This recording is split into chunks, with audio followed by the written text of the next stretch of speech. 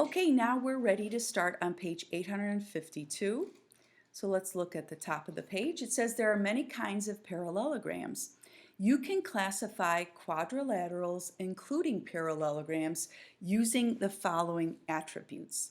Again, attributes are kind of like characteristics. So we can classify them by looking at their side lengths, whether they have parallel sides, and whether or not they have right angles. And we'll get to all of that as we look at example 2. Now this table here is kind of confusing, so we're just not going to use the table right now. They're asking you to measure it, but I think you can do it by just looking at the figures. So you can put an X through this if you want. We don't really need it, but what we are going to look at is some of this right here. So let's take a look at figure 1, figure 2, and figure 3, okay? And it says, which parallelograms have all sides equal in length? And let's look at that together. Now, this obviously doesn't have sides equal length. The top and the bottom are way longer than the sides, so it's not figure 1.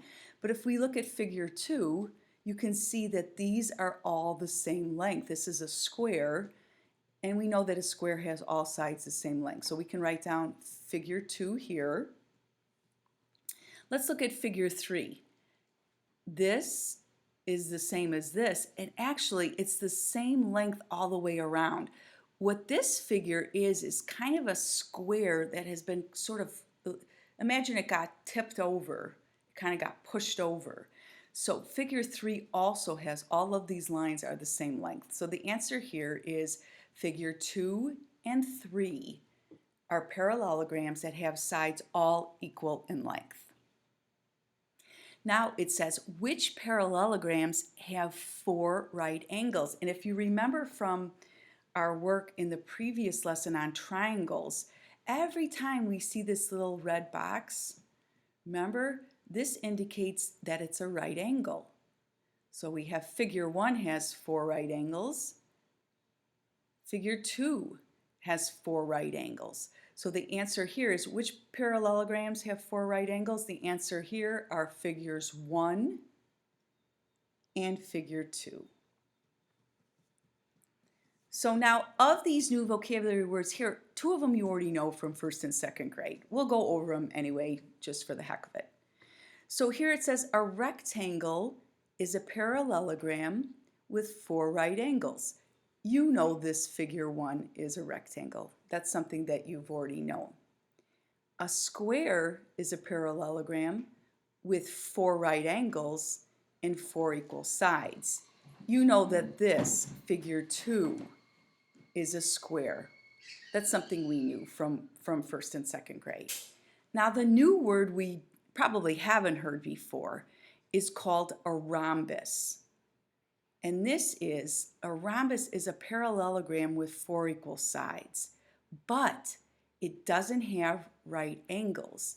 So the sides are the same length, just like a square, but if you look at the angles, they're not perfect corners. So the angles are different. That's what we call a rhombus. Again, it looks like it's a square that's been sort of tilted over. So now let's answer the questions here. Figure 1 is, what do we call this again? Yes, you know what that is. That's a rectangle. Figure 1 is a rectangle. Give you a minute to write that down. Here's the correct spelling. Now listen to this one. It says figure 2 is a rectangle, a rhombus, and a what? It's a square. We know that that's what a square is. And figure 3, well, the only one left is it's a rhombus. Figure 3 is called a rhombus. Again, that's a square that's sort of been tilted over. Here's a really good question. Why is figure 2 considered a rectangle and a rhombus and a square? Why is it all 3? Well, if you look at the definition for a rectangle, parallelogram with 4 right angles, does a square have 4 right angles? Yes, it does. Does a rhombus have 4 equal sides? Yes, it does. This has 4 equal sides. So we're actually calling figure 2, all 3 of them, a rectangle, a rhombus, and a square.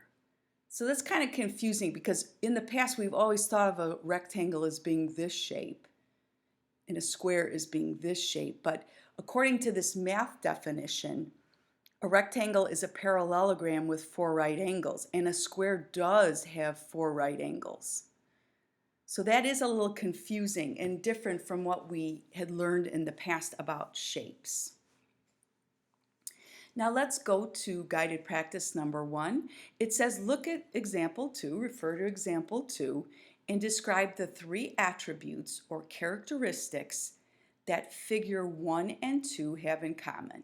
Figure 1 and figure 2. Let's start with the right angles. Both of them have 4 right angles. Here we go. 1, 2, 3, and 4. 1, 2, 3, and 4. So we can write that as the first thing. Both figures have 4 right angles. So take a minute and write that down.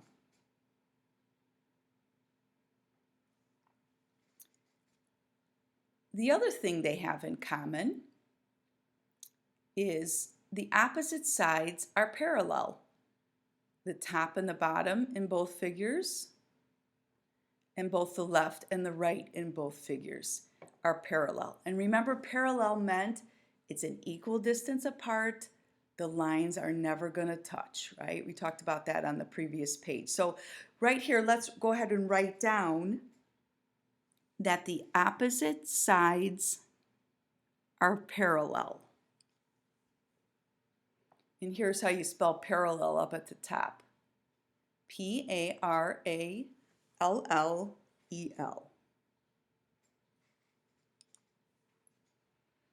And the last thing they have in common is the opposite sides are the same length. The top and the bottom in both figures are the same length. The left and the right in both figures are the same length. So that's the third thing they have in common is the opposite sides are equal length. So let me go over all 3 again. Both figures have 4 right angles.